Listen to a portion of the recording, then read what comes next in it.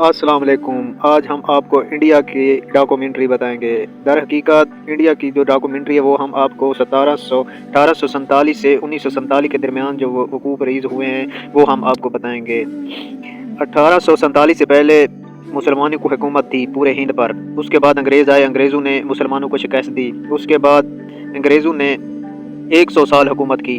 इससे पहले मुसलमानों ने बहरे हिंद पर तकरीबन 950 साल हुकूमत की थी। मुसलमानों ने पूरे हिंद पर 950 साल, और अंग्रेज़ों ने 1847 से लेकर 1947 तक अंग्रेज़ों ने हुकूमत की। इसके बाद अंग्रेज़ों के ख़िलाफ़ मुसलमानों और हिंदुओं ने एक साथ, दोनों ने एक दूसरे का साथ दिया और अंग्रेज़ों के ख़िलाफ़ जंग लड़ी।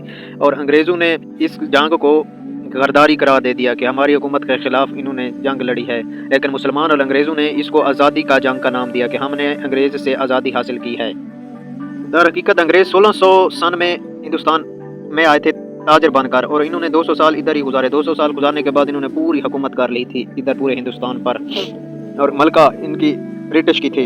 इसके बाद मुसलमान और हिंदुओं ने एक साथ इनके खिलाफ जंग किया, और फिर हिंद को दो हिस्सों में अंग्रेज़ों ने तकसीम किया। एक तो पाकिस्तान के नाम पर, और दूसरा इंडिया यानी भारत भी बोलते हैं हिंदुस्तान के नाम पर। हिंदुओं का जो बड़ा लीडर था वो गांधी था, और मुसलमानों का जो बड़ा लीडर था वो कैद आज़म रहमतुल्लाह अलैह और इल्हाम इकबाल रहमतुल्लाह अलैह थे। ये 1947 को दोनों मुल्क आज़ाद हुआ। इंडिया की आज़ादी का दिन 15 अगस्त है, और जो कि 1947 को इंडिया 15 अगस्त को आज़ाद हुआ था।